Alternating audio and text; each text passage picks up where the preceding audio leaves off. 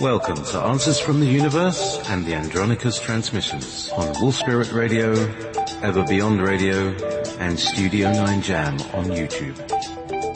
With your host, Jessica Ariel Morocco, featuring JP as the voice of Andronicus. Please visit www.readingsbyrael.com, that's A-R-A-E-L.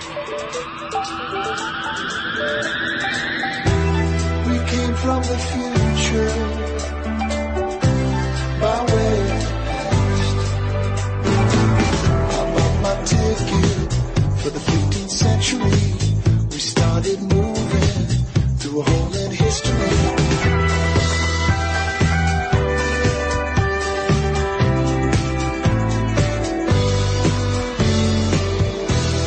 You're listening to Wolf Spirit Radio.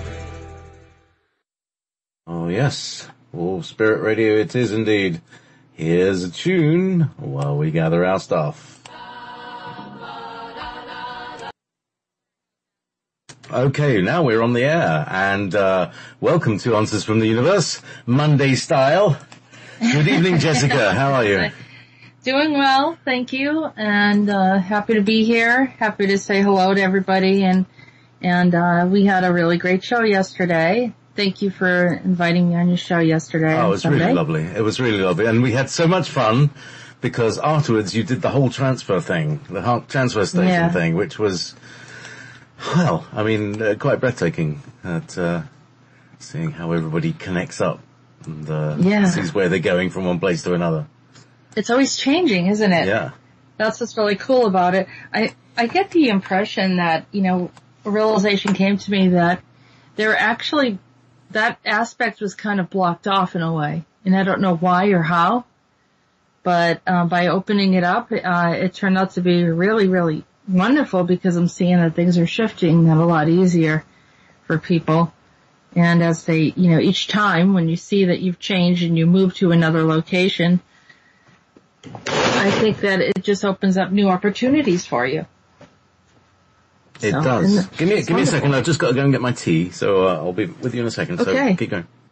All right. So anyhow, just to keep everyone updated, thank you for joining. And if you haven't heard any of the transmissions, we have had, a whole group of individuals here that I communicate with regularly, at least weekly. I've been providing information and helping people to understand what's going on and the type of conversations that I have. And some of it, there's some inklings of some personal information, but for the most part, they understand that the communication is coming to the greater group of the general public of all humanity and saying that this is, some updated information that they want to share.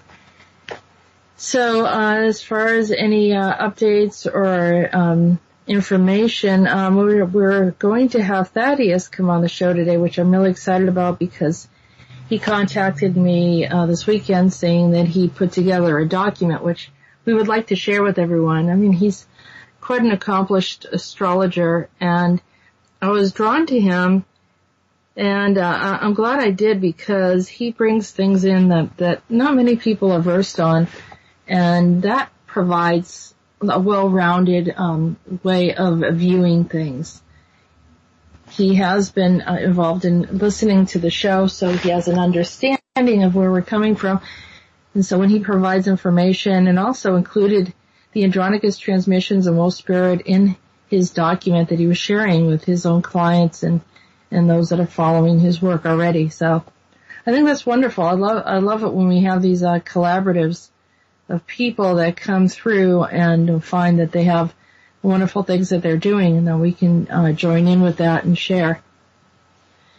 So we had our Zoom room last week, and that was a lot of fun, and it was also informative. We get to know, kind of be on track with where everyone's at and the levels of understanding and questions. And of course, we have our moments of levity, but then there's also points of communication, getting to know one another, expanding the group so that we can, you never know. I mean, down the road, some of you might be branching off into other work. So it's nice to have this community where you can speak freely and not feel like there's a level of judgment or questioning regarding your ideas, perspectives, and belief systems.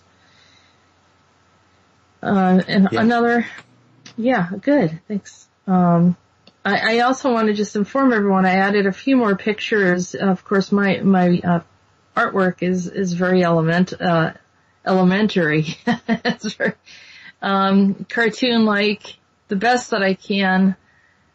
Some of these beings, they change weekly, sometimes the way they look. I know Andronicus has changed quite a bit, but that's the way he looked when I first saw him. But I have some other pictures that I'm sharing, and I thought maybe I would include Dryden. I almost felt like Dryden wanted to speak today, but with a lack of time, I wasn't able to bring him in. And I think maybe, I just trust the whole process. That I don't know why they're having me right before the show. So it's, anxiety ridden, because I know that I'm going to get the phone call for the show to start, and I'm still doing a transmission. And don't ask me why this is happening. I even started early yesterday. I started getting information from Andronicus, and he's been talking to me since yesterday and even this morning. But anyhow, so we're here. I'm happy to be here. I'm grateful for all of you. I'm grateful that I'm able to continue to share, and the information continues to come in. So, JP, how are you doing today? I'm not doing too badly. I was contacted by a couple of listeners. I mentioned last night on Simon's show that I built a pyramid, and that I had a kind of plan to build a pyramid, like plans, a blueprint. Not really it's not really a blueprint. It's just, this is how I did this. This is how I did the calculations and things like that. The tricky part of building pyramids, and indeed, people, you say, I never need algebra or calculus. Well, maybe you might not need calculus, but algebra is very useful, and trigonometry, geometry is incredibly useful. And if you want to build a pyramid, you have to know your mathematics. You need to be able to calculate the numbers and get all the figures right, get the angles right. And it's quite an interesting path, because obviously my mathematics is a little on the rusty side, even though I'm a database programmer. I do all this stuff. It's just trying to figure out, the sine of the angle is the opposite over the hypotenuse. And there's this old thing, all right? It's a mnemonic for mathematics, of remembering which one's the sine, the cosine. Some officers have curly auburn hair to attract others. And those are SOH, some officers have. So sine is the opposite over hypotenuse. Some officers have curly auburn hair. Auburn hair. Yeah, so C, cosine, equals adjacent over hypotenuse. To attract others. Tan is opposite over adjacent. To attract. TAO. Yeah, to attract others. So that's how I figure out the pyramid angles, using that mnemonic. Some officers have curly auburn hair.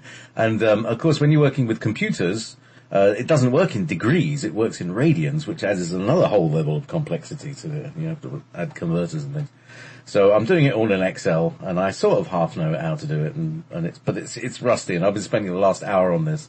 So you've been sort of nervously taking dictation. I've been nervously doing mathematics and generating pyramid angles.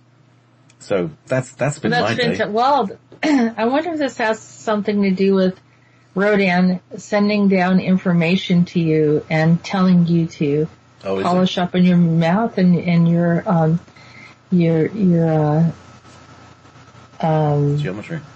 geometry, yeah. So anyway, I was thinking, I made this thing 2003. I made my last pyramid, and I kind of documented it, showed all the how to do all the angles and how to make the joints and things like that, completely. Two people have asked for it today, so I thought, right, well, I'll make an updated version and I'll sell it as a download, very cheap, £5 or so. But sell it as a download and see if anybody picks up on it. It should be quite easy. That would be nice. Write some mini books. It's only 4 or 5 pages with illustrations, but it's got it's all you need to know to build a pyramid out of standard household copper tubing and 5 brass nuts and bolts, M3 nuts, just to hold it together. Do you think there's some galactic mathematics that we're going to have access to, or some people say that there's the ancient mathematics that exists that they've learned from ancient structures here on the planet? Isn't there a process? Very likely. Well, the whole issue is measurements. There's been a whole big thing about measurements, and they call this thing the pyramid inch. And because to make the pyramid a regular number of inches, they had to invent an inch that was just about the right size, so it divided nicely. And perhaps it wasn't an inch that they used. They may have had some other measurement. I mean, we've got millimeters, right? We've got meters and we got feet. And they're, one is called imperial measurements, which, Empire, Orion and all that stuff. So very likely inches are connected with Orion. For some reason the EU and all of that group were trying to create, the standard metric measurement, which is based on the relationship of water and the earth. So one thing is connected to the earth and the other thing is connected to the body, because the foot is the size of a 6-foot human foot, sort of thing. So all these things, things we take for granted, like the length of a day and the size of the earth and the, what is a foot and what's a millimeter. These are all, there's big stories behind them all. I'm always really interested in that. So. Yeah, I think there's still another structure that I'm thinking of, and I don't know if it's in Africa or somewhere, but they actually figured out a different form of mathematics that we don't fully understand, or we're not applying. Yeah, and so it's created that point that we're sort of off in some areas, particularly because of this. And I'm the last person in the world you want to talk to regarding math, but I know you're all right, brain. I did remember researching it or just listening to a presentation about this ancient structure, and I know that there's someone in the audience that knows what I'm talking about, and that they started to calculate and figure things out, and it is very, very advanced. But I think we were introduced to the math that we're using right now after the fact, because they didn't want us to know certain things and figure certain things out. And so they kept us, I think it's along the lines of some of the concepts of free energy, maybe. Yeah. So, but yeah, it was a way to, the galactics, some of the negative galactics, which is a topic that comes up today in the transmissions, but some of the negative galactics didn't want us to learn certain things because they don't want us to advance. Because if we advance, especially, ascend, and then we're able to have access to free energy and all these other things, then we become more of the galactic community and start doing outposts. And as we start doing outposts, then they can't get away with as much. We're more privy to what they're doing. And so they kind of like this, that, we're just under thumb, always. And that's the part that has to change and will change, where we assert ourselves to the point where they become our peers and no longer overseers, especially because they don't have the consciousness that we have. They don't have the integrity, they don't have the alignment with the higher truth. And so they're forfeiting everything. It's not our problem. That's their choice.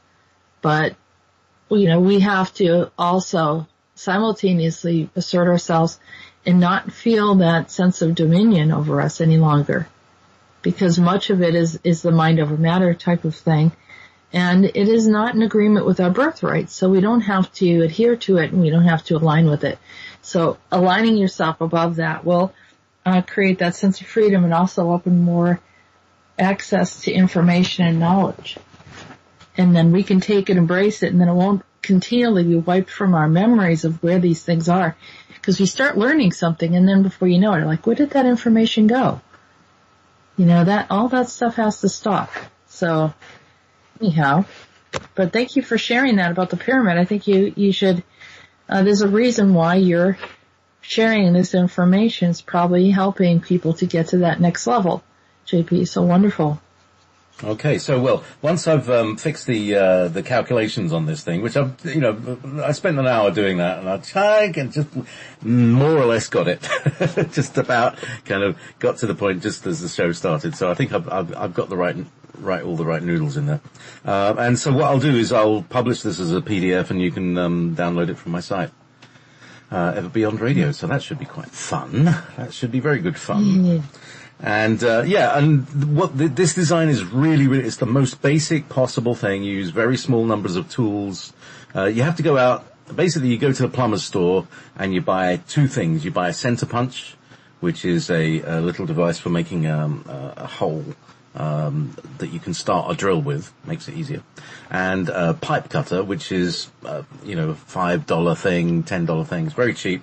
And it's brilliant because it's very accurate, and you snap it onto the pipe, twist the thing a few times, and the pipe is perfectly cut. So you get a very good cut. They're available all over the world, these pipe cutters, and they're very cheap. So for the most expensive thing is the pipe itself, which, because of the prices of metals going up and down, is variable. But the copper's pretty good at the moment, and so copper pipe, household 15mm tubing is not expensive. You can probably build a pyramid for about £100. Is that a better energetic conduit? The copper? Copper, yes. Yes. All right. So, and this is something somebody asked, so I'm going to put it into the document as well. I was told not to use base metals now in the construction of the pyramid. Now, what does that mean? What is a base metal? A base metal is a metal that is essentially toxic. So if you use lead, that's base. If you use aluminium, now although aluminium is very, very popular alloy, it's not noble. It's a base metal and it's toxic. You can't eat the stuff. And so I wouldn't use aluminium tubing, and I wouldn't use iron either. Copper, although copper it's a bit soft. So this thing is not that strong. You can't build big structures out of copper because it can't hold its own weight. It'll just sag. But at the size of 90 inches, 7'6", you get a decent pyramid that can hold itself up without sagging, and it's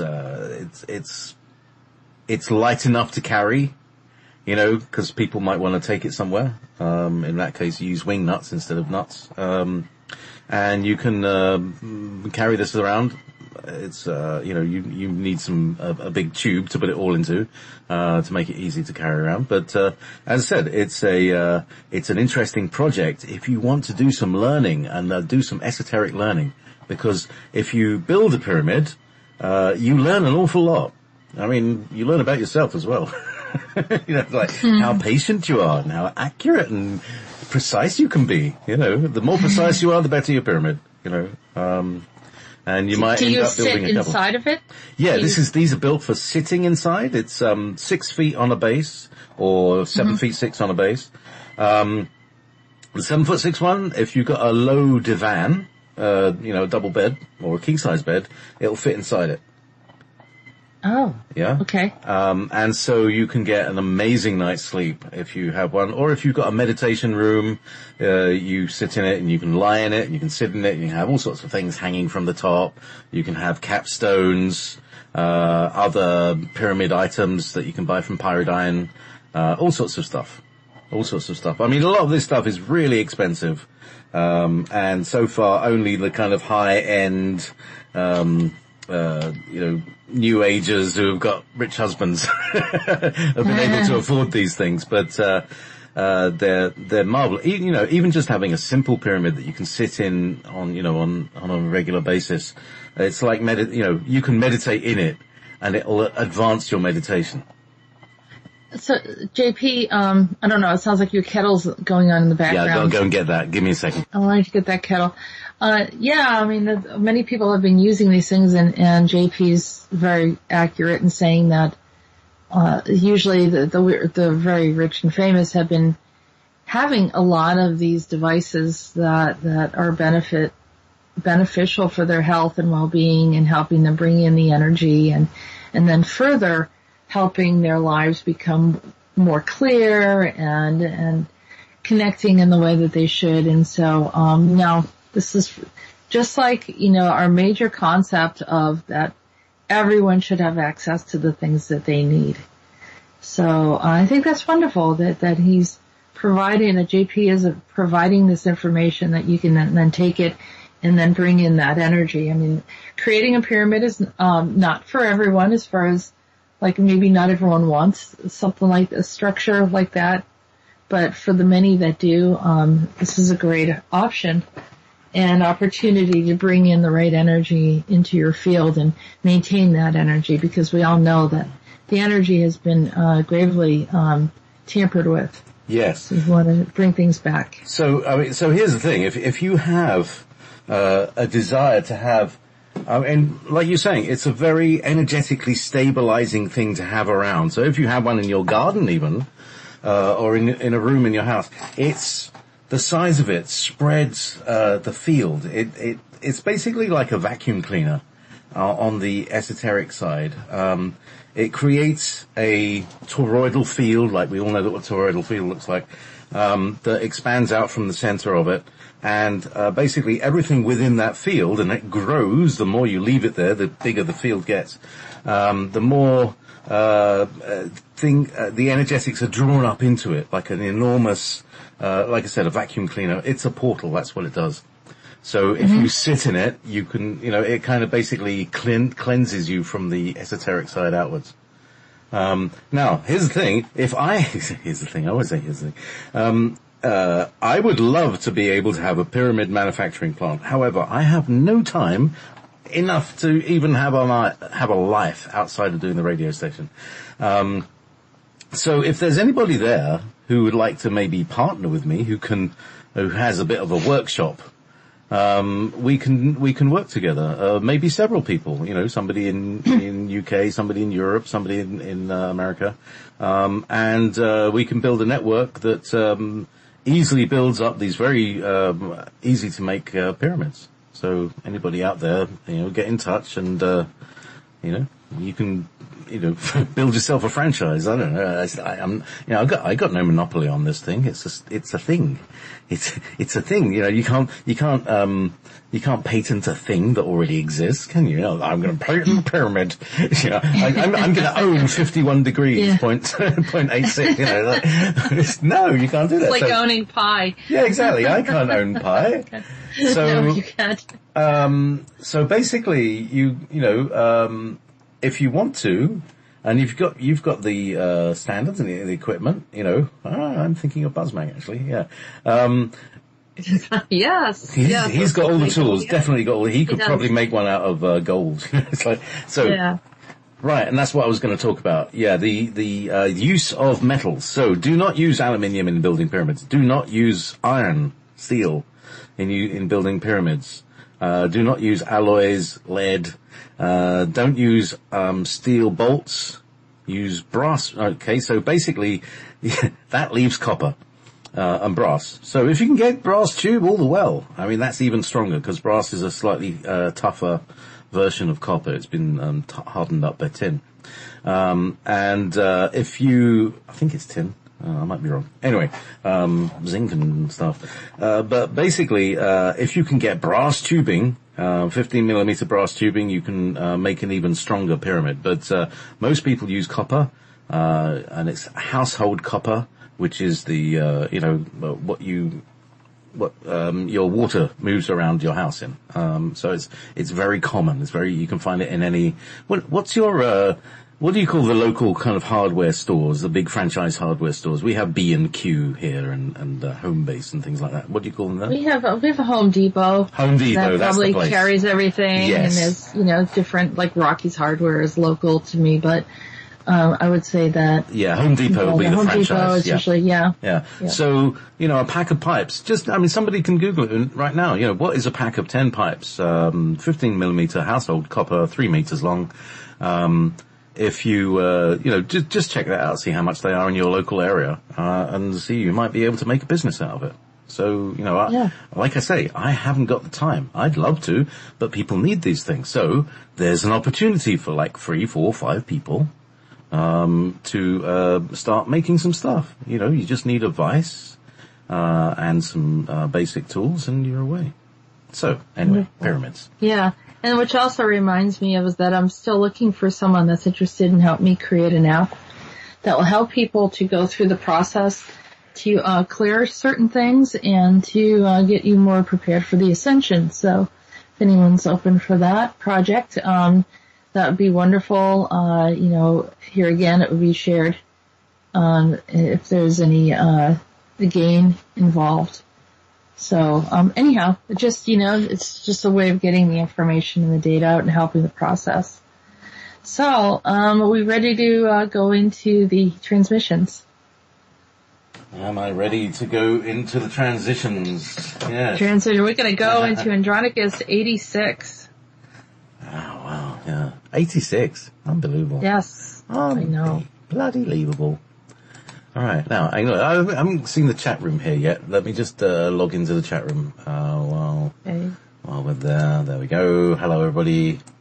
The portal to the new paradigm. Craig, we know that Barack Obama is in an island that he can't be arrested from, so... Oh, there's Max. Max is in the chat room. Oh, okay. So look, everybody... Hey, Max Steele. Hi, Max. Max and Nicole. Nicole must be around there, too. I imagine so, yes. So, I'll have... yeah. So, Alcyon had a copper pyramid. Has anyone bought a Pyridine pyramid or, entrepreneurs? Has anyone actually got a pyramid? Bauhaus in Sweden. Thank you, architect. Yeah, so basically, it's just like, the normal, this is normal stuff. This is really normal stuff. The copper pipe is really normal. Every house is built with it. So it's very, very, it's ubiquitous, to use the correct term. So now let's go to Mr. A. Right. Nope. Wrong keyboard.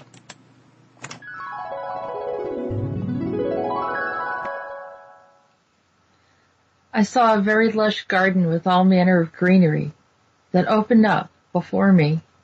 And there I saw a man. It was Andronicus working with the plants. Andronicus, where are you? Do you remember the herbal chambers of hidden plants and gardens? I've been secretly planting all throughout the universe. Oh, that's really nice. I'm glad to hear you didn't lose them. You love what you plant and grow there. I'm the gardener, the one who speaks to many souls. And you are all a part of my handiwork. I love all of you. Some humans have anger against one another. They see the bad, the contrary, the judgments are too severe at times. I know this has been a challenge to you all because of the inequities and cruelties on your planet. Many have discord amongst the ones who should understand you the most. Your families, your mates, your children, your neighbors, your friends.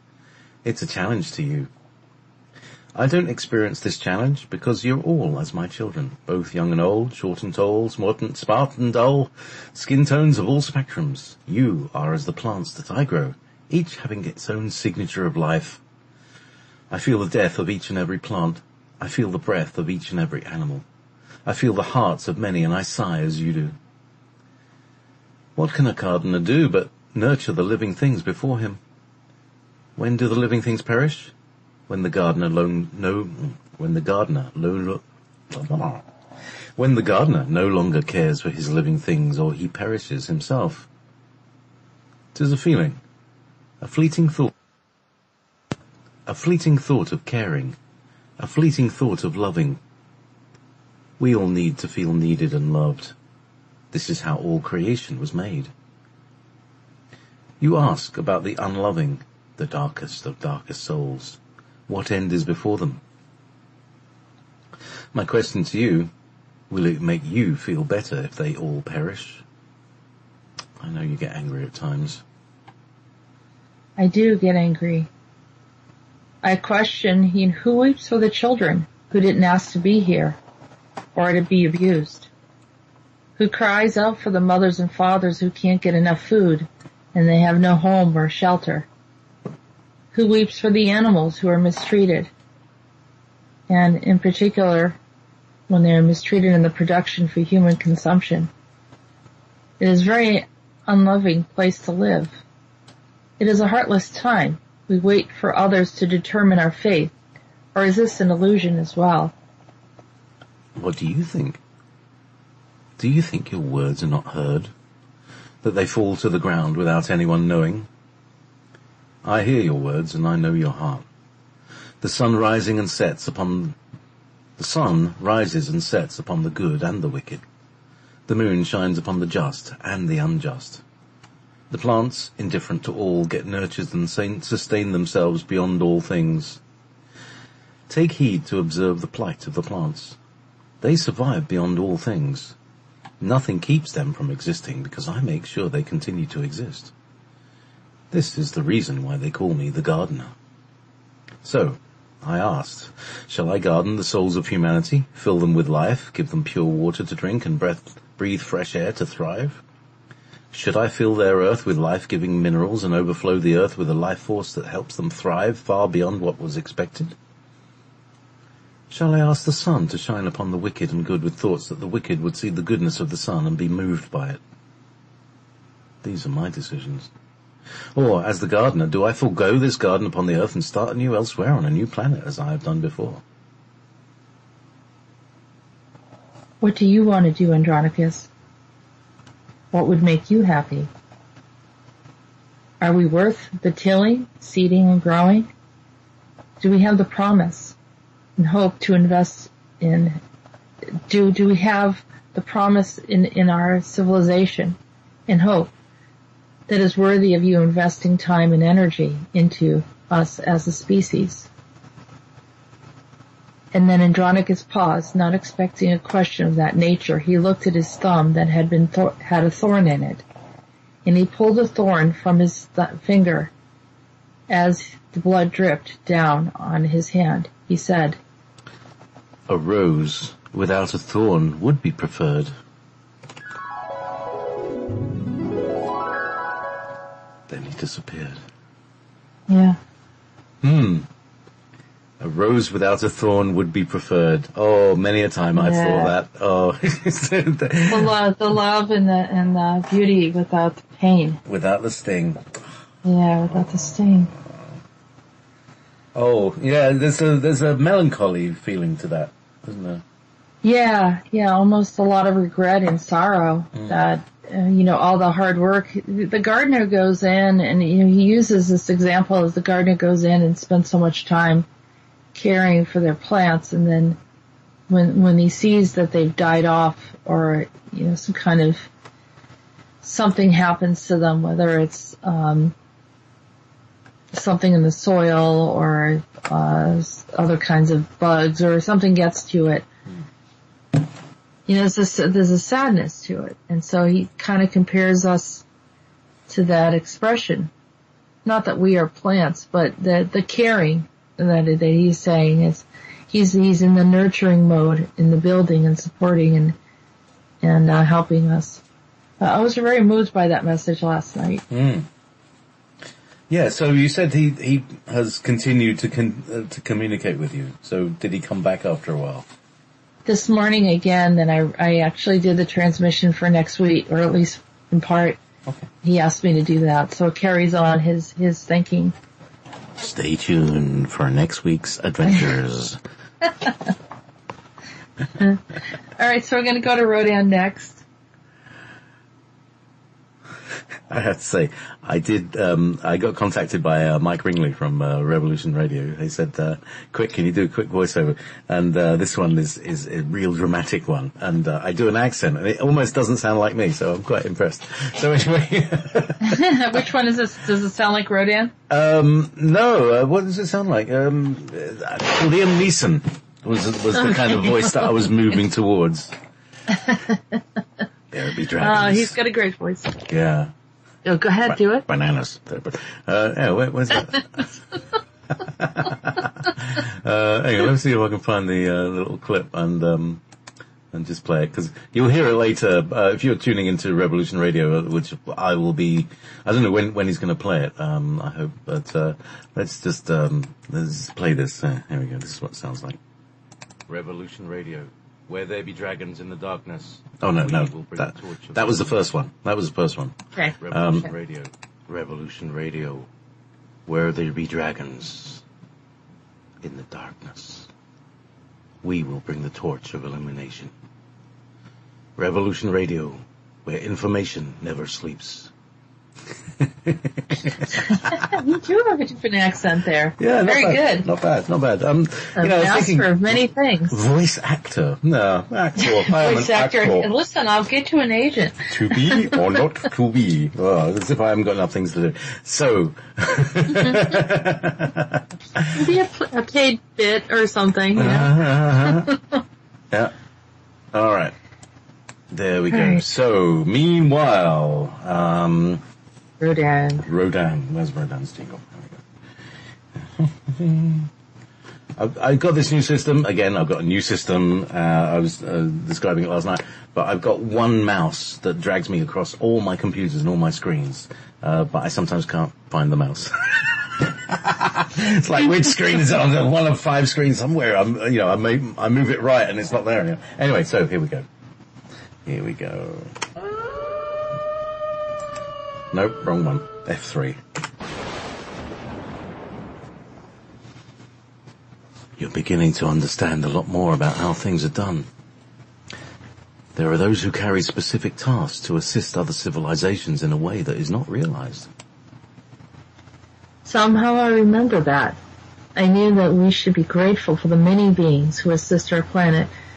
I suppose the worship part is what became confusing, particularly when the negative ones came in and began to harm humanity or others, yet still enforce commitment of worship.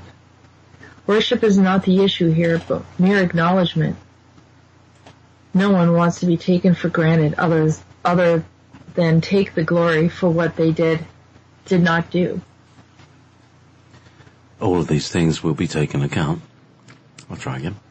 All of these things will be taken in account. Those who took credit for our work will collapse and be brought to shame among the masses. They will be stripped of all earthly and galactic power. All things will be considered in the assessments. You will see in time.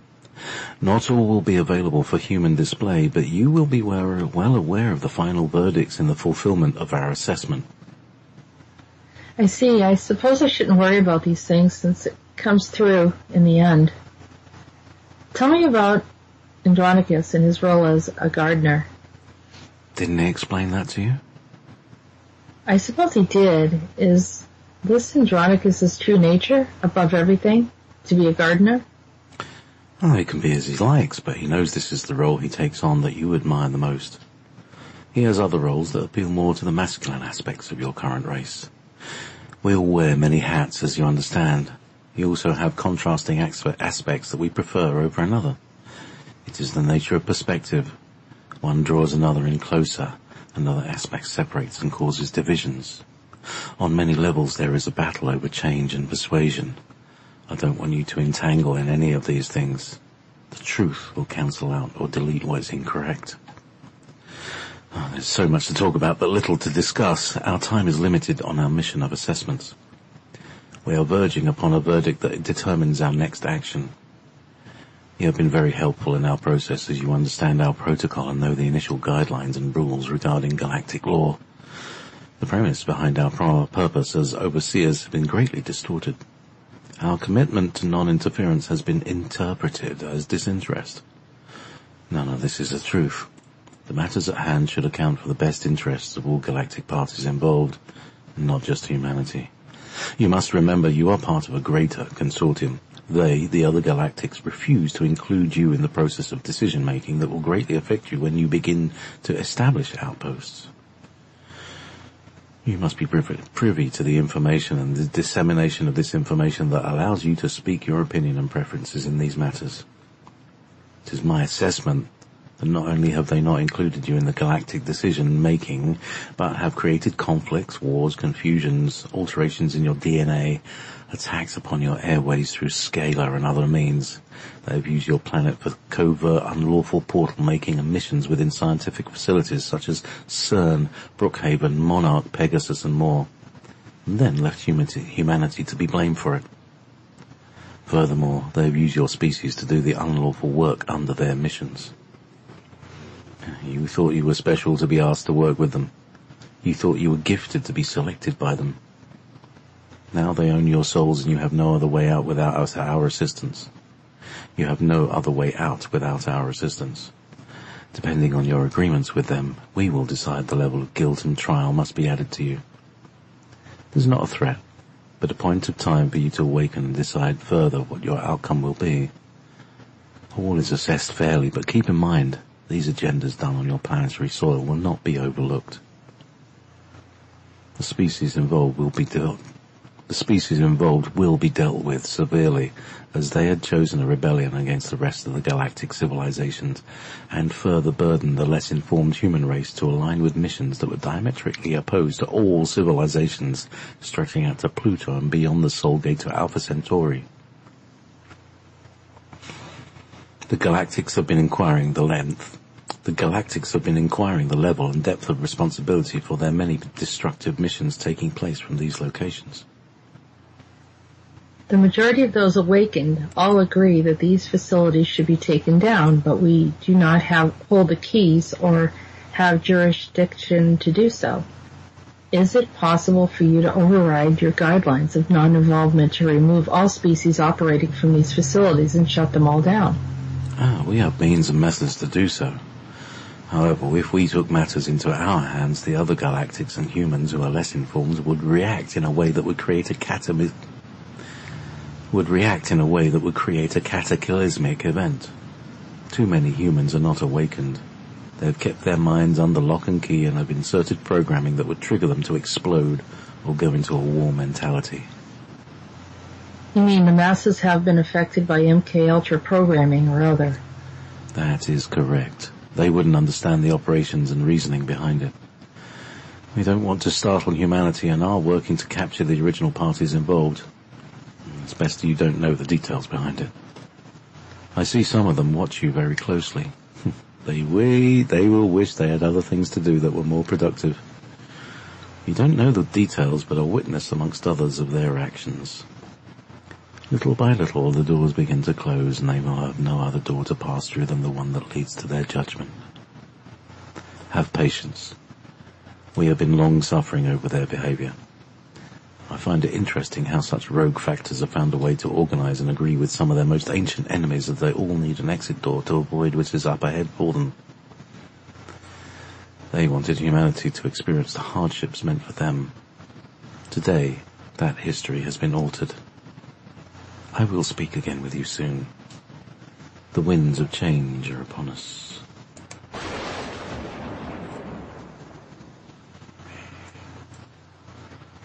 Rhodan being Rhodan that we love. Yeah. Yeah. I love doing Rhodan because it's really, I have to go right up close to the mic, isn't it? It's like whispering, to somebody's ear. Yeah, he had a firm message this week. Yeah, that's an awesome message that, Yeah. So, do you think this is the guys that the Pleiadians have been chasing for the last billion years? Well, I mean, they're stealth like, they're hidden, they have a way, they're, like archons. They can just blend right in and, can be overlooked. I mean, that you have to say one thing, they're very savvy. Yeah. And they know how to go in and out of places where it's almost like, how can I say, you see like, a cop chasing a criminal, and the criminal gently, goes into a location where it's very public, or there's children, or something, and so then they have to back off. They have to stop and wait. Yeah. until they leave the facility so they don't startle everyone else. It's essentially like that. Yeah, it's like having a gun chase in the market, yeah. Yeah, you can't do that. You can't open fire in a situation like that, and they know that. So they're very good at kind of jumping away and just doing whatever it is that they know how to do. So, and you know, his reference to non-involvement, you know, as far as he's involved, but, is watching, and, you know, I think they're procuring some other means of doing things. But, I thought it was funny how he says, well, they're wasting their time if they're watching you because I'm not getting the info on how it's all being done. So, and I thought, well, yeah, that is a waste of time, isn't it? Earlier on, they were talking about, I think, those that were kind of pulled in by governments and other groups to do some of these missions, and not realizing, they're thinking that they were doing a good thing, but then kind of playing out this whole role, and then further taking the blame of what agendas they had, which, you know, were not disclosed. So he's kind of talking about the super soldier program, isn't he?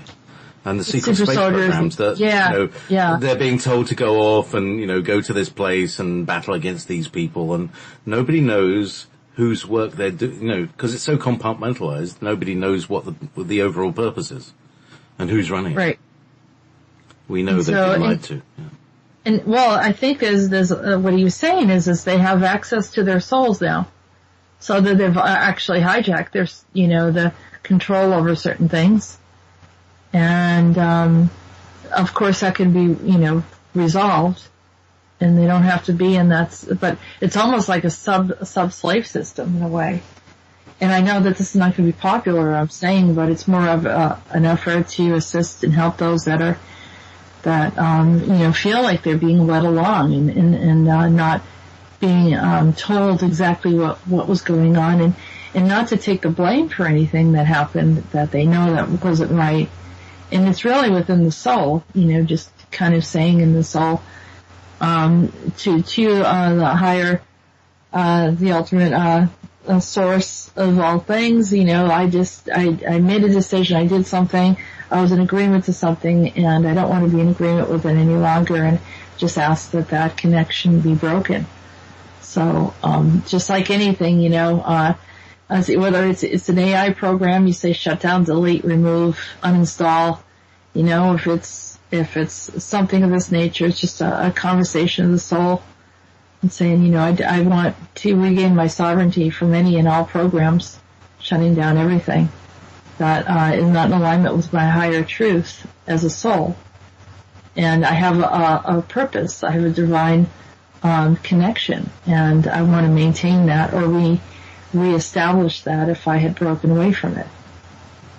So it's a general process, and it's not pointing fingers at anyone, and I understand that there was a giftedness, there was something unique in each person that was brought in, but there was also, to me it looks like it was a setup, where they were just going to dump the blame on us and the other galactics being angry at humanity for doing all of these different things, and not really taking into account that there were other parties involved, other species have stepped in and manipulated us, and then will leave, had intentions of leaving, and have us standing there holding, you know, holding the gun in our hand, you know, for the cause of it.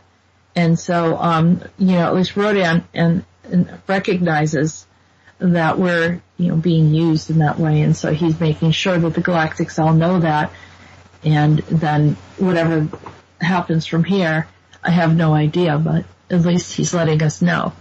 But the fact that he's bringing it up and talking about it means that we're closer to resolving some things, as opposed to he would probably be more quiet about it if they were still trying to figure it out. So I find that's good news. It is indeed. Oh, yes. Yeah. Here is Clara. You getting ready for Meetis? Yeah, I'm just making sure I'm in tune. I'm in tune, and I'm slightly scaled. Just perfect for Meetis. So, shall we, oh God, I keep slightly pulling my headphone cable out. Now I can't, there we are, alright. It's just catching against the side of the guitar, so I have to be very careful. So, you know that, and I can't hear you anymore, so there we go. So, you ready? Yes. What was that?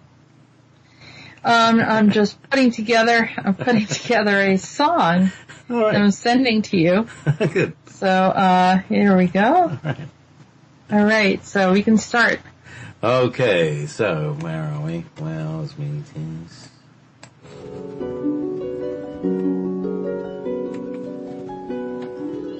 Hello, my lovely. How fare thee, woman? Do you know the sun is out of order a bit here? It seems to leap and dance a bit. Something is awry. Let me look. Oh yes, it is off kilter a bit. Did you do something, Suma? Stir up the pot a bit, maybe? I know your connection to the sun, and it has an interesting reaction to you. I don't know, Meetis. That's the first I've heard about it. Do you mean the solar flares? Yes, the dancing in the ethers. It is like a far-reaching hand coming out to sting someone. I might say I had to dodge a few of those hands in my stay here. They don't tolerate certain alterations and misuse of the quantum. Let me see. Oh, yeah, there's a strange dot on the sun. I can see it clearly. Wow, you can't? You have better eyesight than the rest of us. I remember my father used to say we should eat our carrots because you never see a rabbit wearing glasses. And you, my friend, are very much like a rabbit in and out of our spaces. Oh, this is true, my lad. This is very true. Let me clear my throat a bit. And yes, absolutely. There is a dark spot on the sun that is not opening, but a vehicle. Oh, one of the dark ones, I might add. What does this mean, Meetis? Will they do damage to the soul gate? Oh, no. Nothing can damage that. It is a craft that is harnessing the energy of the sun for alternate space. Oh, you know, they're all dead as a doorknob there. No life at all. I think you call them zombies. The dead, without rigor mortis, you know.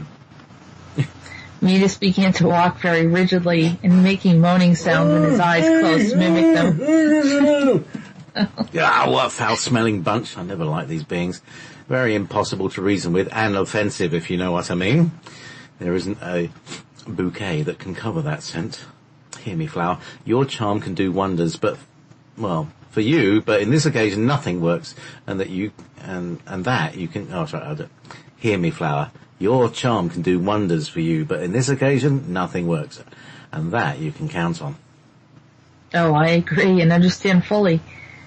The body's there, there's bodies there, but no one is home. Well, in part, these scrawly, scratchy, craggy little beasts seem to find the empty shell of a body as a great find, although they have horrendous hygiene issues and lack of grace or conscience whatsoever.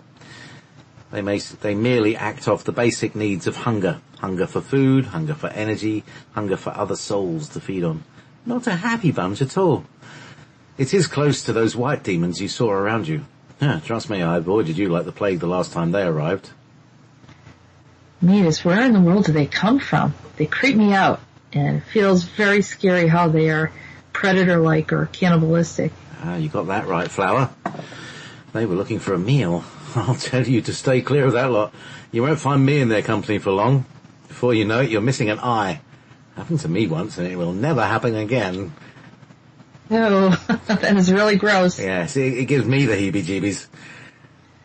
Meetis leans down to sniff a corsage in his jacket lapel.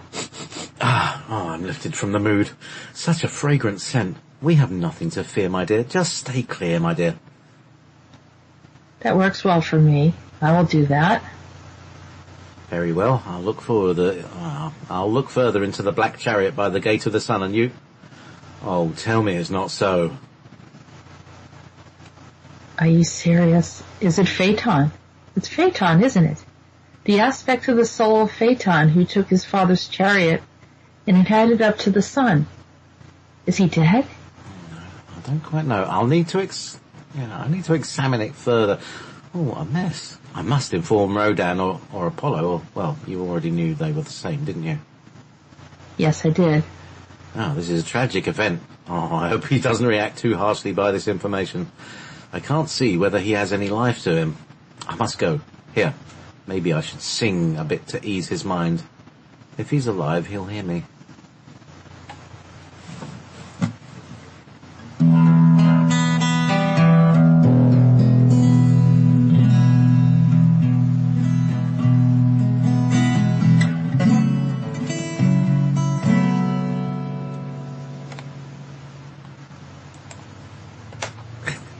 I must ask you, Jess, not to double space these lines. I don't. Format paragraph, special, outline level, no, line spacing, single, there we go. Nope, that didn't work. Oh, God. Format paragraph, after 10 point. There we are, right, I can see a bit better now. We've got 2 columns in that. There we are. Right, I can see it all now. Okay, here we go.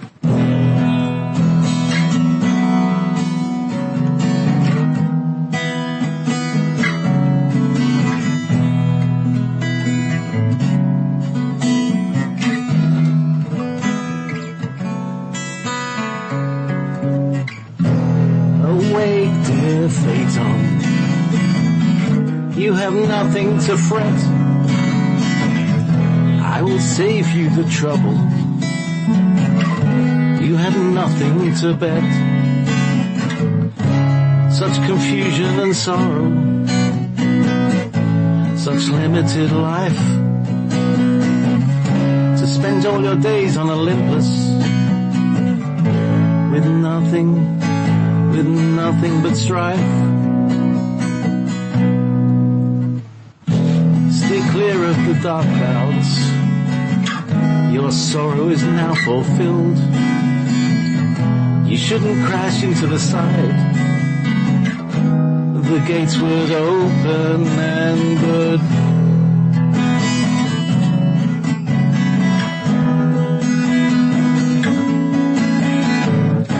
I'm here to help you. Speak now before I cry. You'll be my brother.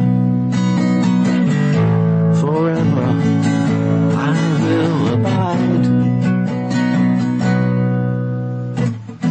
Please pierce me here one waking hour, or more to see it through. I will revive your fragile body that is caught in all you do. Peace, my brother, fret no more. We can open the soul gate. We can leave open the door. And then you'll be through without worry or care. This is the place for you without a burden to bear. La la la. We are always here. La la la, we are always here.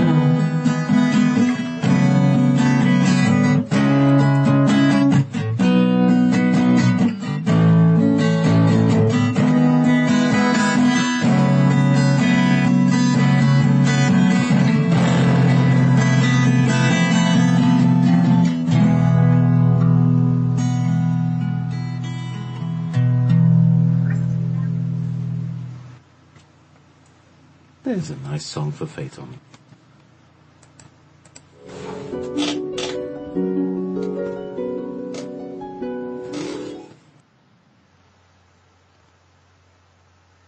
Wonderful. There you go. So Phaeton. Yeah.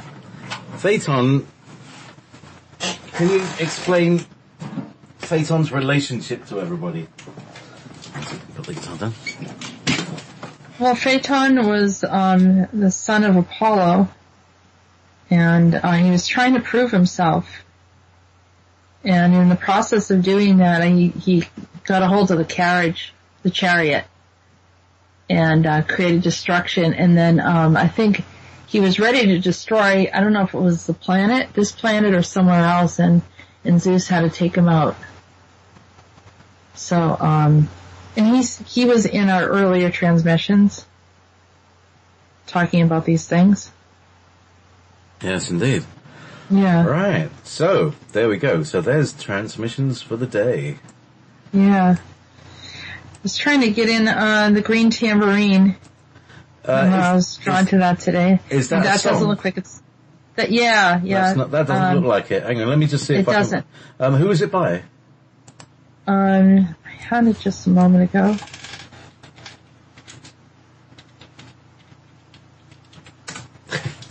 That's a Ohio band. Ohio band, alright. 1960s. Let's see.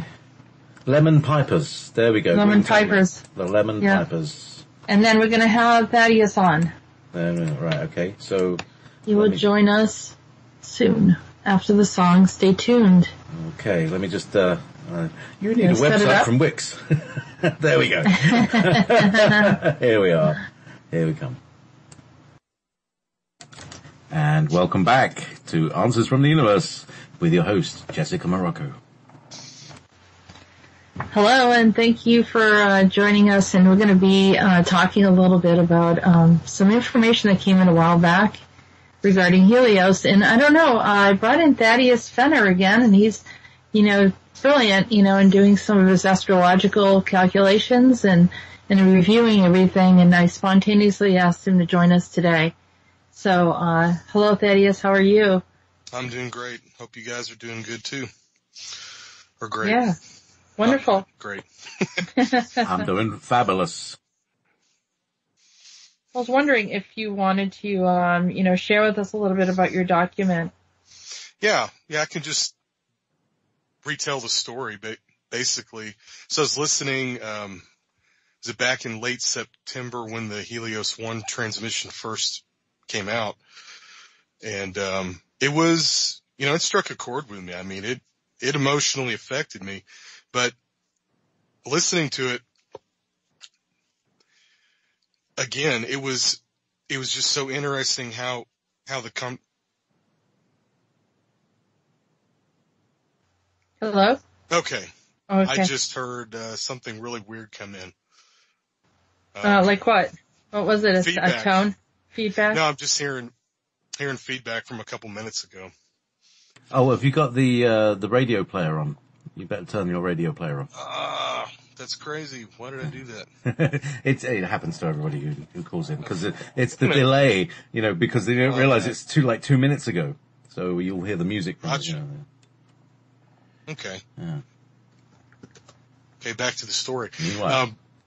It just really struck a chord with me, and so I went in and just started looking at charts, and Edgar Casey kind of came up and he talked about how really what he was seeing was more of a stellar zodiac and a star-based astrology. And some of the beings that he was speaking to were talking about the signs being off by a whole entire sign. Well, that's where we are today with the tropical zodiac and the sidereal zodiac, aka a Vedic zodiac or an ancient Babylonian zodiac or a Persian zodiac. So I just started going through a few things, and I found that the sun, when it's moving into constellational Aries, there's just a really important chart that shows up, and all of these planets are just coming together. I mean, everything except Neptune, really. So, I've got it all listed on my site. I didn't want to get into the technical details unless somebody wants me to, but if you just take a look at it, it's just really amazing how everything just fits. So Jessica's question was, during the Helios transmission, she said, well, when will this process be complete? And then Helios says, by the time the sun rises and sets 7 times at the uppermost point of Aries. And then he says Aries is my most difficult sign because it's the sign of the warrior. So uppermost point to me means it is the beginning of the sun, because if you're standing facing the east as that sun is coming up from the below the horizon, and if you're at a really dark sky location, you can actually see Aries. You can see everything, but I just kind of imagine that in my mind as okay, the first 7 days of that. But the chart is what is significant, because that chart is the beginning of that process. So I'm thinking it's a 7-day process, and this is an amazing kind of a kickoff chart for that whole 7-day process. So I hope that helps people see what I'm seeing a little bit better. It's not just a kind of a one single thing and done deal. It just doesn't work like that. Astrology doesn't work like that. It's more of a flowing kind of an organic process. So if you want, I can put that link in the chat, and that way people can see what I'm talking about. Yeah. Okay. I think I did forward it to Ches, who's Purple Street, and I don't know if she put it in there already, but yeah, please do. And she may have. Yeah. No, go ahead and put it in.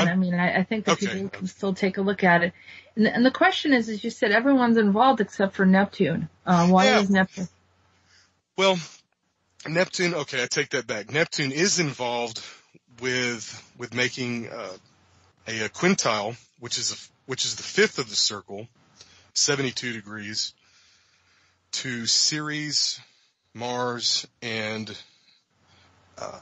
Sedna. Okay, mm-hmm.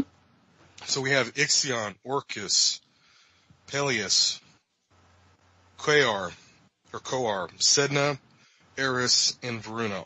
All of those outer bodies are coming into the picture. They're all connected. It's just really strange to me, and so it's just one of the most amazing charts I've ever seen. And explain a little bit more about that. Why is it amazing? Is it because everyone's involved, or because of the alignment of the way they're involved? All of the 10 planets, plus all of our asteroids. Well, the major 4, and Ceres is included because Ceres was upgraded to dwarf planet status. So we have 10, 4, add Chiron into the mix, and then add 7 of these newly discovered Kuiper belt objects, and they're all synchronized. They're all making 30-degree aspects to each other. Even Mercury is involved in it. And it's within 4 days of the Mercury retrograde station. So and there's probably more connections. I mean, this is kind of just the beginning. But the other interesting thing is that the moon is making a grand trine just before this process happens. So the moon is making really it's more of a focused grand trine with Chiron and Vesta. So if you've been studying astrology for a while, and if you use the asteroids, you know that they work. But the 4 major ones that people have been using since, I don't know, maybe the mid-90s, work rather well for me, and I think they're very significant, and they fill out the pantheon, the pantheon of the Greek gods. So you could literally just work with those 12 and just do great with that. I don't work with all of these planets all the time, but it doesn't mean that they're not significant. It just means that there's just so much stuff going on. I've really got to limit myself sometimes doing the astrology. But if I get a hunch to work with them, I will. I'll throw them in and see what happens. So you said something about Vesta. Now, Vesta sounds like Hestia, Vesta. Hestia, Vesta, and is that similar to Ishtar, or any of that, or is that separate? Because this is Easter that's coming, that's right around the time, and we know the story about Ishtar was the pre-Christian resurrection story. So before Christ, there was Ishtar who was resurrected. And I don't think it's connected, but it could be. I mean, yeah, I don't know if Vesta. I'll have to look it up. Vesta, whether Vesta is similar, but has a similar name, but may not be connected at all. Vesta is a relatively positive, beneficial influence in the chart. Mm-hmm. It indicates friendships, good friends, people that you can trust. And one good way to see how Vesta works is to do like a synastry chart with your chart and somebody else's chart, just to see the connections there. But in the Greek myth, she was the keeper of the flame. Mm-hmm. And I think that she was like the main goddess of all of the, Vestal virgins, I believe is what they were called. Right. One of 16 Vestal virgins. Okay. Who were leaving for the, it's a quote from, White Shade of Pale. It's an old song. Sorry, there we go. Oh, that's a song. Oh, okay. Really? Okay. Yeah. It's a very 60s song. I'll play it later. Yeah, you should. Who is the singer of that, or who's the Procol Harum? I mean, it's oh, that's right. Yeah, Yes. and there was a later, that one. Yeah, it's such a great song. I think the musicians were channeling information, particularly during certain periods of time, but there's certain songs that I hear them say certain things, that really are key indicators of what's going on at the present time. Someone is asking, isn't Vesta linked to Lucifer? I don't think so. Well, they also say that Lucifer is an aspect of Venus, and I don't agree with that either. Well, there's different Lucifers though, Jessica. I mean, there's like the Lucifer there's like this surface area Lucifer where all it means is just Venus is just kind of rising above the sun, and we see that, and all that it means is it's just saying that the sun is on its way. And then there's the other Lucifer. So, the one that everyone's afraid of, and he's just a contrary aspect of things. Okay, so we'll say that.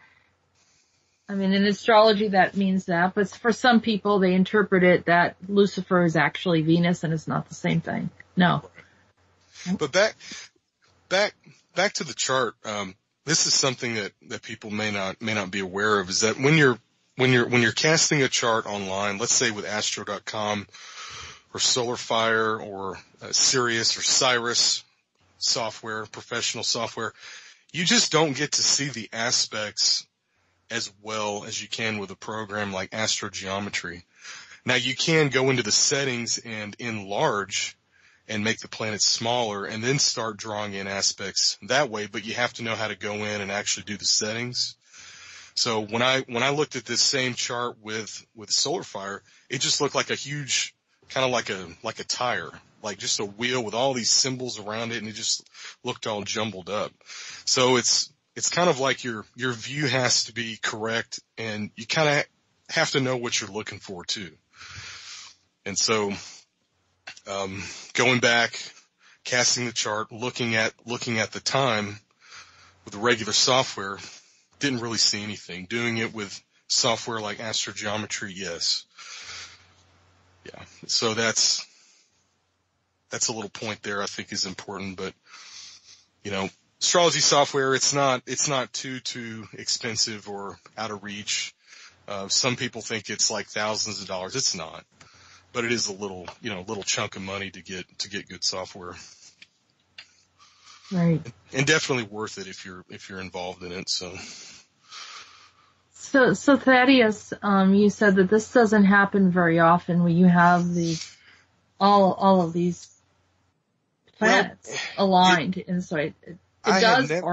I've never seen anything like this. Okay, throughout the history of humanity, yes, I'm sure astrologers of times of old noticed things like this, but they didn't have as many planets at their disposal as we do now. I mean, we have thousands and thousands of asteroids, stars, galaxies, clusters, midpoints, trans-Neptunians, all these things that we can add in. And at the end of the day, it's just really just divination. You're just connecting in. It's just that some versions of astrology are better lenses for what you want to look at. You know, it's kind of like your modalities. Let's say if you want to get a massage. So you've got Shiatsu and Swedish and all these different kinds of massage therapy. Well, for example, I found out after spending, thousands of dollars that, Ashiatsu is really the best thing for me because I'm so big and heavy. People have to step on me so that I can get, actually get the muscles worked out.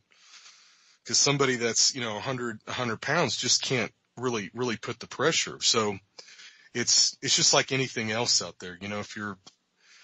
Let's say if you're an artist and you paint, you've got thousands of choices to paint and to draw with, and different pencils, different brands of pencils and pastels and paints. And so it's just very, very similar. It's just like anything else.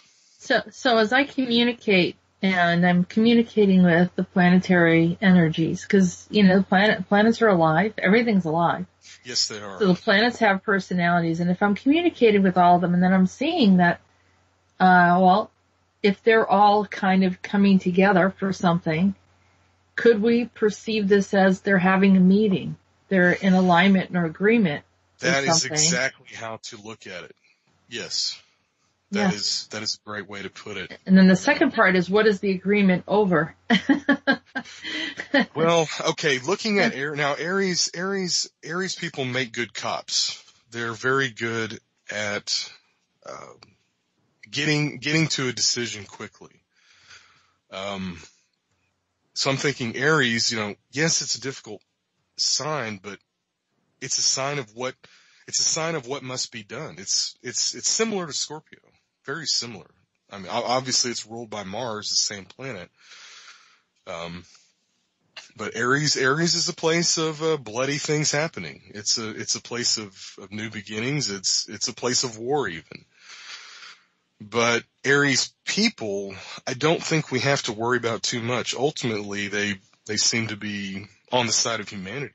I mean, I know lots of Aries people, and they're really great people.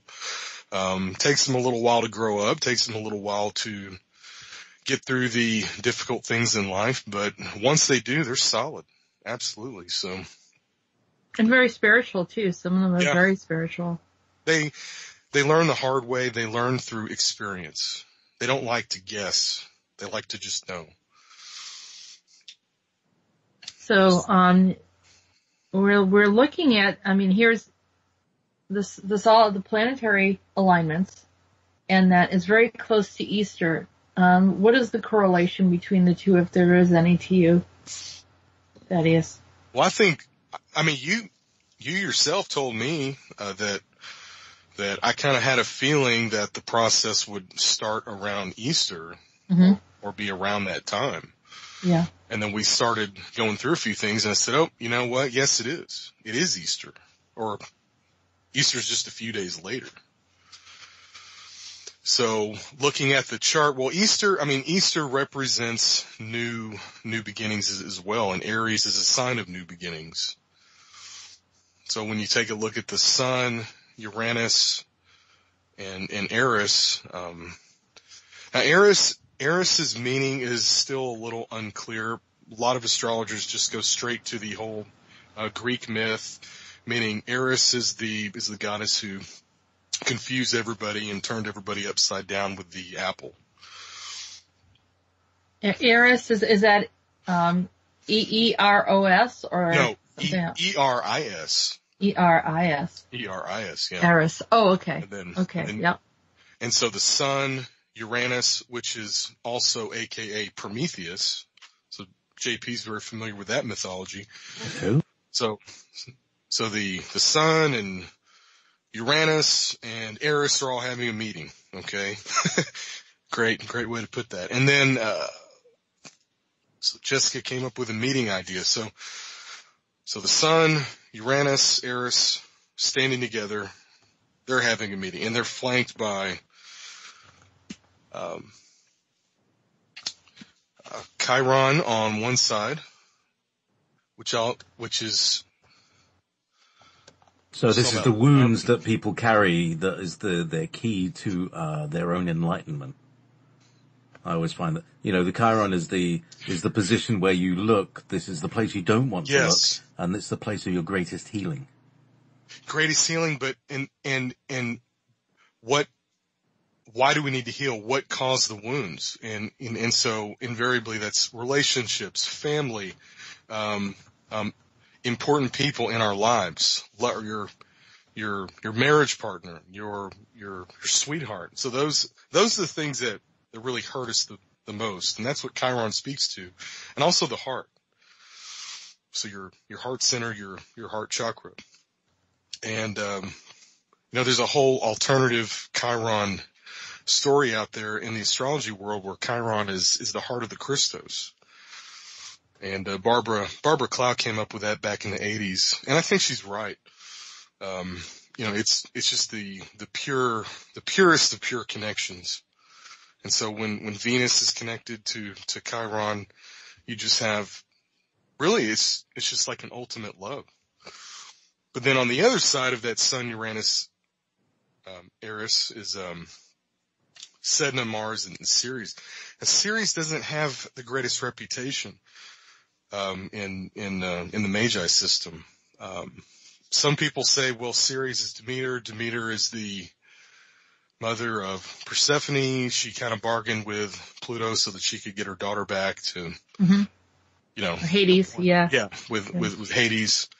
And, but Ceres seems to be more materialistic and greedy.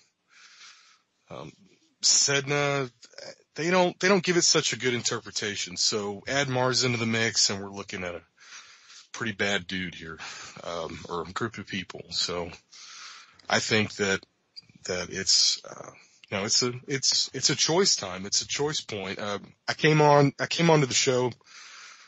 The last time I was on, Mr. Giannato was on there, and we kind of briefly went over that, where it seems like we're just really, people are just kind of splitting and separating into, I want to do the thing where I'm just kind of doing what I'm told and just greedy as hell, or I'm just going to just do the right thing and help other people.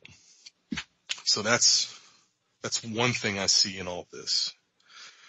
And you might have to lose some friends in the process, unfortunately.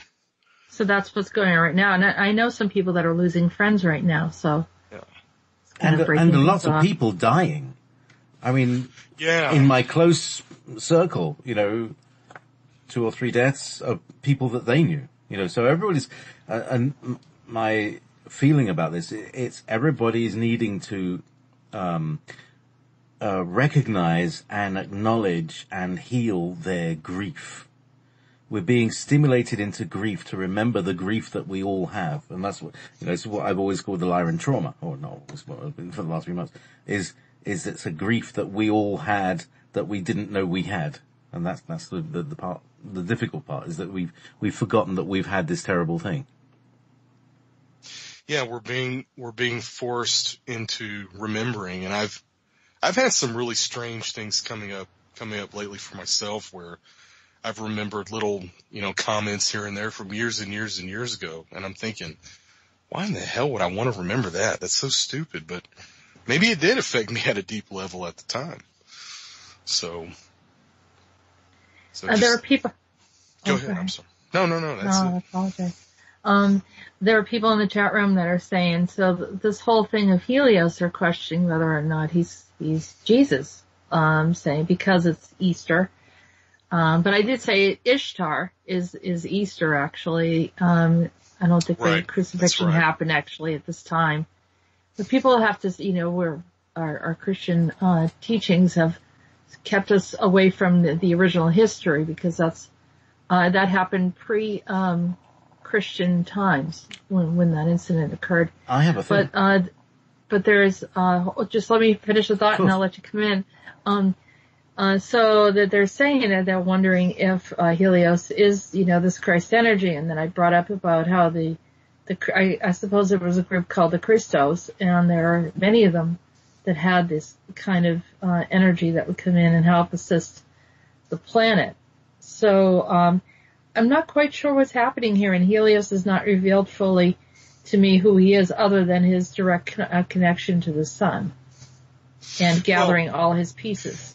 But can I just jump, Thaddeus? Can I just jump in here because you were first. There's a little thing. Here's a thing, right? There's more things. Christmas is the time when the sun, in the northern hemisphere, the sun goes down to the furthest south, lowest in the sky, and it stands still in the darkest place of the sky for 3 days, and then is resurrected, and then comes back up again. That's resurrection, right? So that's really what we call the story of Easter. And then, on the other side, where we have Easter, we have new life, eggs, Easter bunnies, the bringing in of life. So I think that Christmas and Easter are actually transposed. So how about that for a radical thought? Anything's possible, JP. I mean, this is the whole point, is we need to be open-minded and look at things from all perspectives. Otherwise, we're going to miss something. And there's buried information that is actually in plain sight, but we've not been taught to look around. Yeah. Yeah. And then we'll have the truths that we need that help us to release whatever these principles are that are keeping us stuck. I mean, think about this whole Christian thing, Christ, what had happened is really a big issue, a big conversation that people can't get past in conversation here on the planet. And so we need to understand this better. We need to look at it from all different perspectives. And indeed, people, the perspective that it's not about death. Everyone says, "Oh, Jesus died for you." Did he? Right, okay, well, I've got to work through that. That's a big thing. That's a lot of guilt that I'm taking on, that some guy gets nailed to a tree because of me.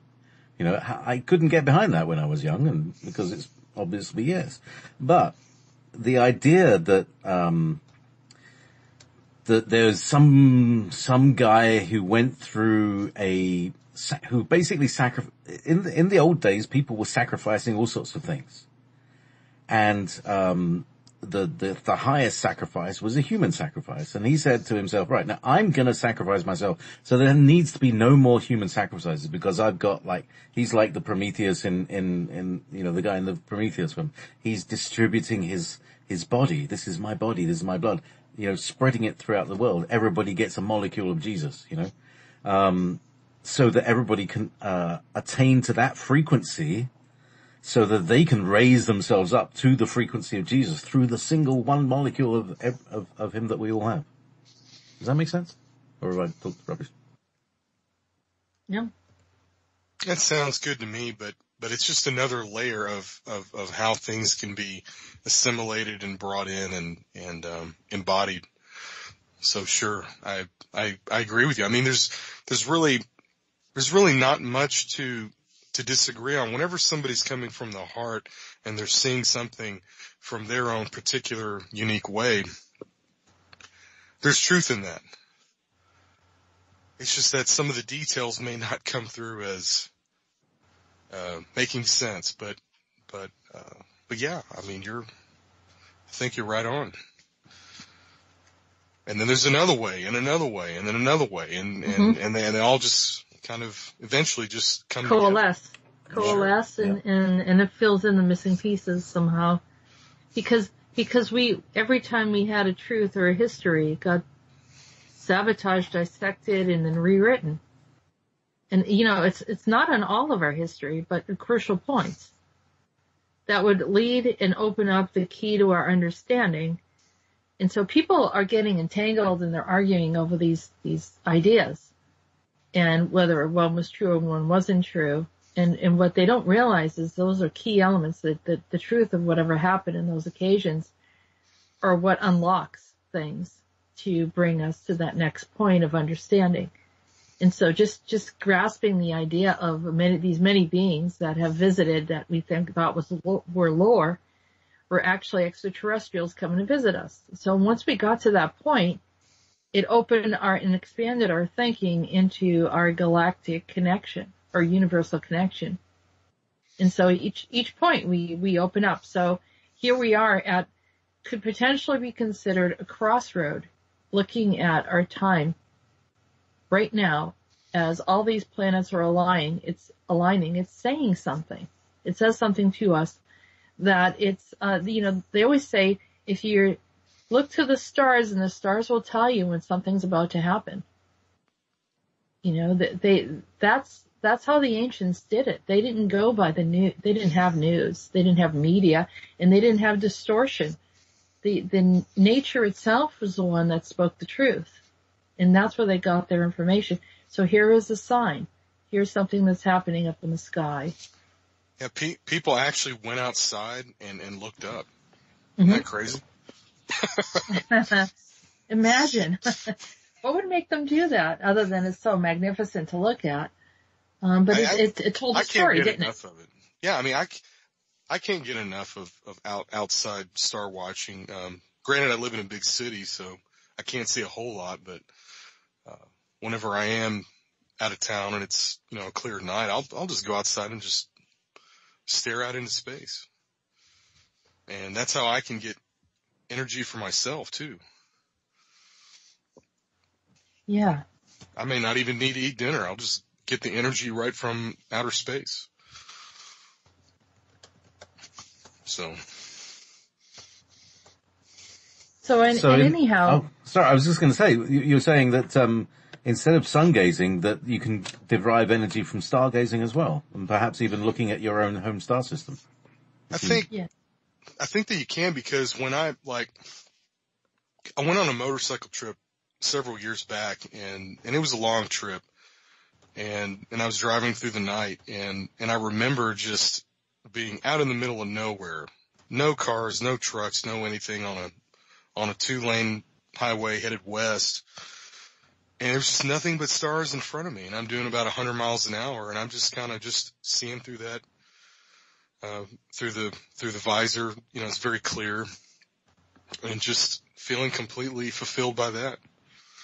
It's just amazing. And then I remember at some point there was a shooting star that came down right in front of me. It was really cool. So, but I wanted to say something about Helios, and Andrew Bartz has brought up the idea of the macro being. So why couldn't Helios just be a macro being? Well, define that for me. Well, I don't just know what he meant a really by that. huge solar system sized entity. Okay. Cannot be necessarily condensed down. Or it could be, but then it has to be broken up into lots of different pieces.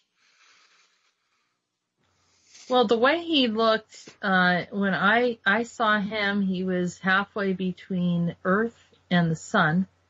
He looked huge, almost like he was standing on the planet. I'm trying to think of what planet that would be directly in between us and the sun. Okay. I just saw him in a giant size, and he was standing there on that planet, and then he was collecting aspects of himself from the north, south, east, and west. But isn't that how we visualize things as well? If you do visualization work, wouldn't you do the same thing?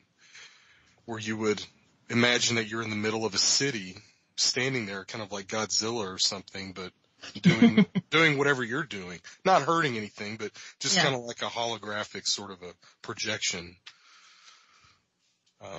It could be that too. So it's a mystery, and that's what's so fascinating about it. But if it wasn't relevant, we wouldn't be talking about it, and you wouldn't get the feeling from it. And that's kind of how I go with it. I really want to try to tap into the feeling of it, and it just sounds so incredible to me. Well, the way I do it is I usually tell people how I see it, and then the interpretation comes out later of the meaning. Like I said, he never explained to me, other than what he was doing is it's almost like he was having this awakening of himself or a time when he felt like he wanted to come forward. Now, does that mean that he's arriving here on the planet? I have no idea. I have no idea what exactly he plans on doing and why he brought that to my attention. Like I said, it just sort of came up. But it could have so many different meanings. It could mean that there is a shift going on with our planet in alignment with the other planets, and they're kind of helping to do this movement in this shift along the way. I mean, I think, yes. I think he has some, changing things, but he's a part of a correction process. And didn't your other guests say the same thing too? You had another man on the show who Conrad or Viking talked to Helios. No, he was his own guy, and he said that he had been talking to Helios for a period of time. That would be Chris. I think Chris said something. Yeah. He was talking to Helios before, but he had different messages from Helios. Yeah. Okay. Mhm. But could that be were you guys so way off on your interpretation that it just didn't make any sense, or? I don't really know. I mean, it's, okay. Whatever. Are we looking for a big event? I don't think I was looking for a big event other than that the information came through and that I was supposed to share it. And people were very touched and moved by it. And I was apprehensive. I'm like, oh my gosh, what am I doing? You know, I thought, well, these were not my words. So, right. It was. Well, that's like, good. No, you're great. Yeah. I think you're good in being more on the side of, let's not think anything of this. And not to be skeptical. Out, after I'm very skeptical, not cynical, because I think a lot of people might be thinking, well, Thad's being cynical, but really true skepticism is great. It's that people think that they're, that cynicism is skepticism, and it's not. It's not at all. But, there's just too many things that have lined up for this to be, not significant. It is significant. So, and you know me, Jessica, I'm not bugging you. I don't call you all the time and go, hey, Jessica, look at this. Hey, I'm just out in the background doing my thing, and I'm very busy, but this is something that I had to contact you on. And I fought it. I didn't want to call anybody. I didn't want to tell anybody anything. So it took a lot for me to pick up the phone and call you and say, hey, I think you need to take a look at this. So, you could tell too that I was very nervous and, not wanting to share, but I felt I, had to say something. There's something about this Helios energy, and I channel many of them.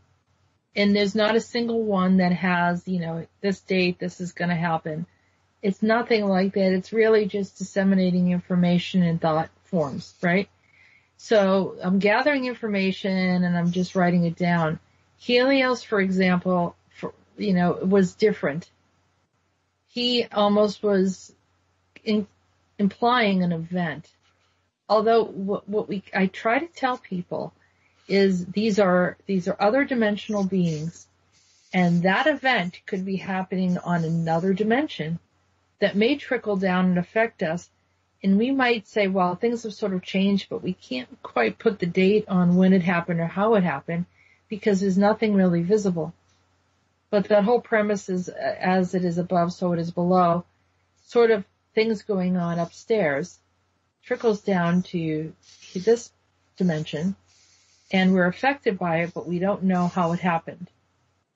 So this is kind of giving us a window through that something's clearly happening. I mean, neither one of us are fabricating the fact that the planets are aligning in a unique way. Yes, and I even contacted a few other professionals, and one of them, a lady who's very experienced, said, yes, I see this. I see what you're seeing. Very unique, very rare, but I just can't get into it because I don't have time. But isn't that really where the world is? nobody can really devote even just 5 minutes just to help I mean, not you, Jessica, or JP, you know, I'm, and the Wolf Pack and everybody here in the chat. But just everybody else who's not so awake or is interested in being awake. It's just that everybody's so busy. It's like, Mm-hmm. I think the work that I do and the work that you do is to provide food for thought. You know, you're sharing with people some of the things that you see, and then you have generic translations as to what that means.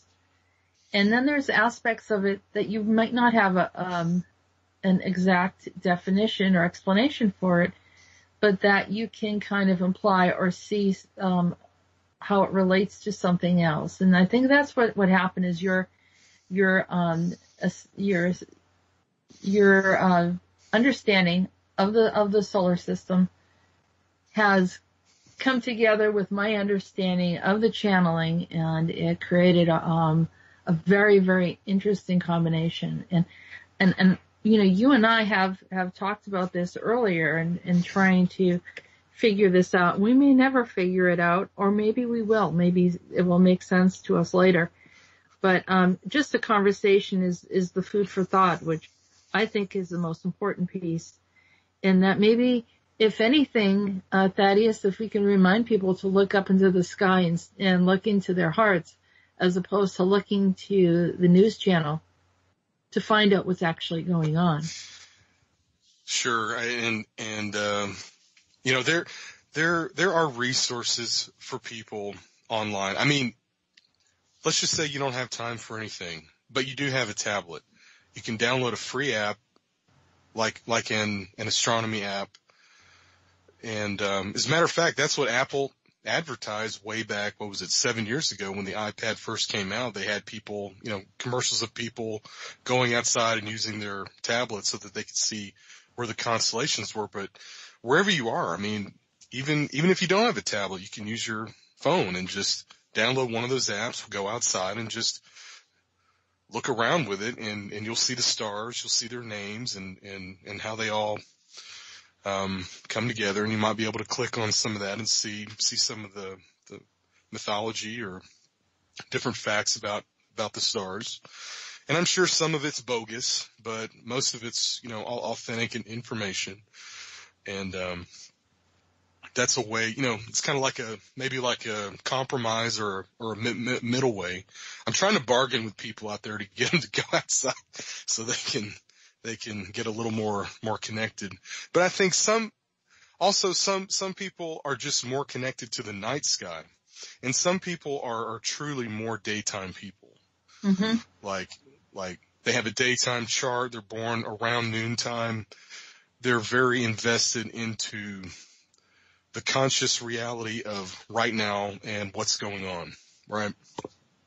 Then there's other people like me who are I'm just more of an outer space kind of a person anyway. So I like it when nothing's going on and everything's quiet and things are mysterious. So yeah, we're all learning and we're all taking a look at, you know, what's going on at this time in this place and having a discussion. And so that a lot of people are trying to chat and say some things in the chat room and bringing up some really, really good points. We've had some very, very interesting comments. Yeah, I did see a few interesting comments and skeptics and, well, again, everybody's two minutes behind, so I gotta. Oh, poetic phenomena. Only thing I know for certain is that everything does and will change. Well, Uranus is a planet of change. It's a planet of sudden change. Mm-hmm. And so with that central alignment moving into sidereal Aries, you know, deriving that from, or rather interpreting that from the Helios transmission, sure.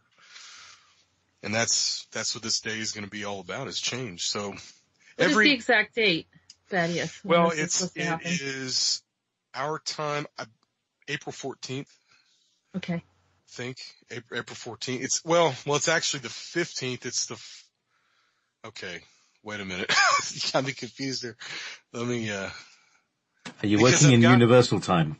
Yeah, okay, I've got, let's see, April, I think right around midnight on April 14th, that'd be East Coast time. I'm just kind of guessing. I don't have my software open, but, Universal, yeah, somewhere around midnight in the 14th, but it'll be earlier, in time on the, It'll be, right around 1600, in, Pacific. And,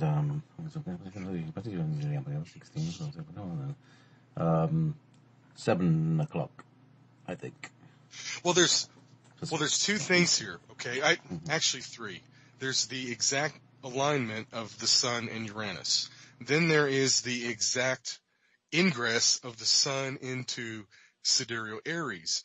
However, which sidereal Aries are we referring to? Which Ayanamsha in the Vedic are we even talking about?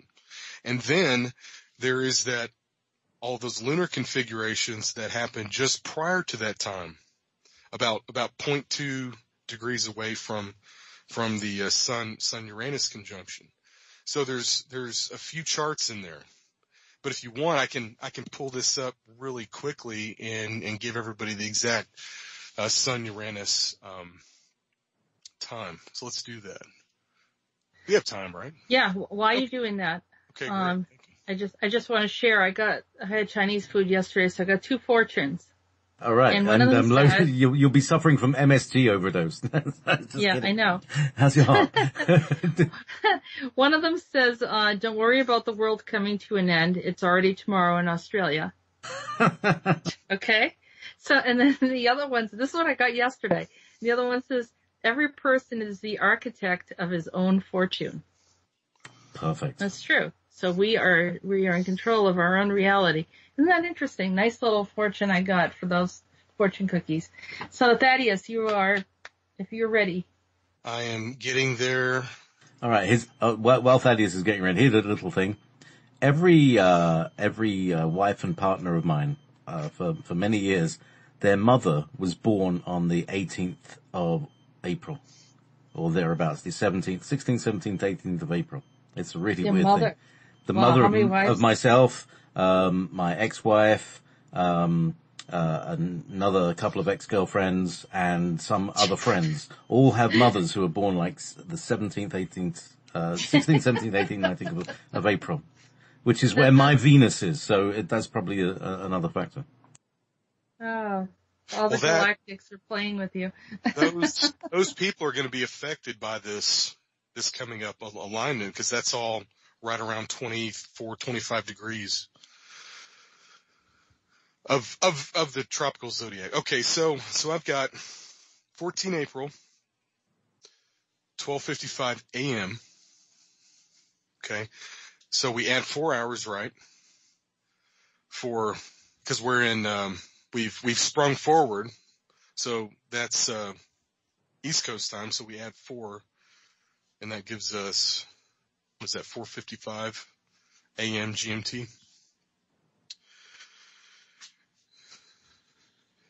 $12:55 a.m. April 14th, East Coast time. Mm-hmm. That is the Sun-Uranus conjunction. So we add 4 to that, and we get 16:50.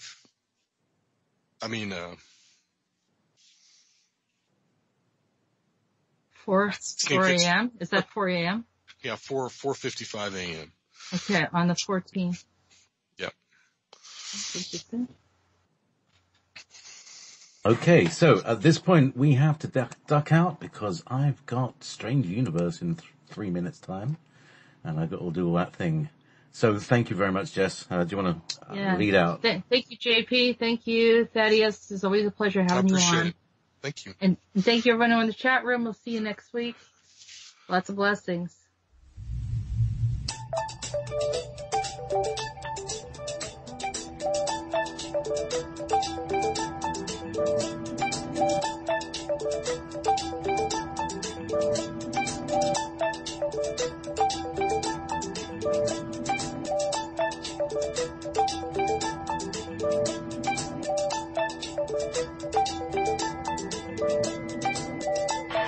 We came from the future by way of the past. I bought my ticket for the 15th century.